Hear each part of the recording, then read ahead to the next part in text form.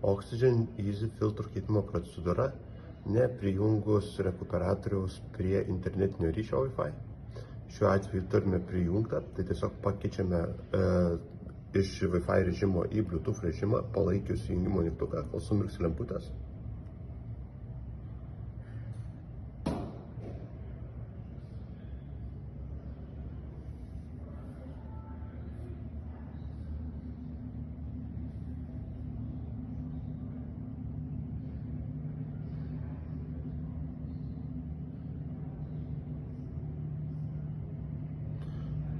Persijungėme rekuperatorių į Bluetooth ryšį, kaip matome aktyvus, kadangi mirksi lemputė.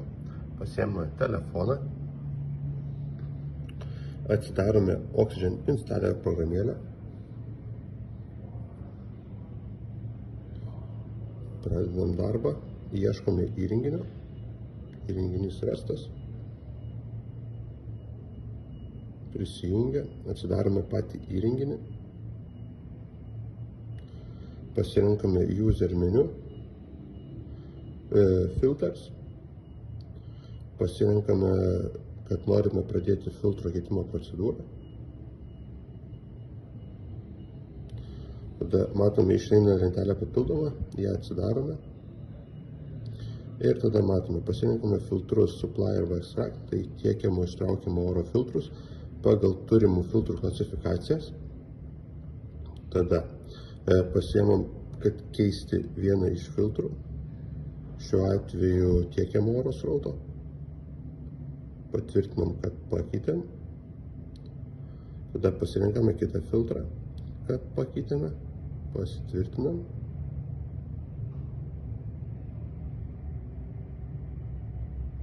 šitoj situacijai filtrų keitimo procedūra kaip ir baigta, reikėtų grįžti atgal, patvirtiname, kad filtrai buvo pakeisti.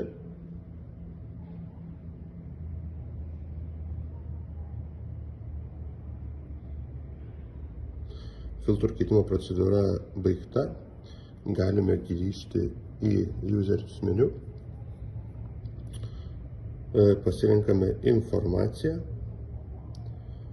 Paeiname žemyn šiek tiek, randame filtrų informaciją, pasitikriname, ar filtrai buvo pakeisti. Kaip matome, filtrai nusirestartavo.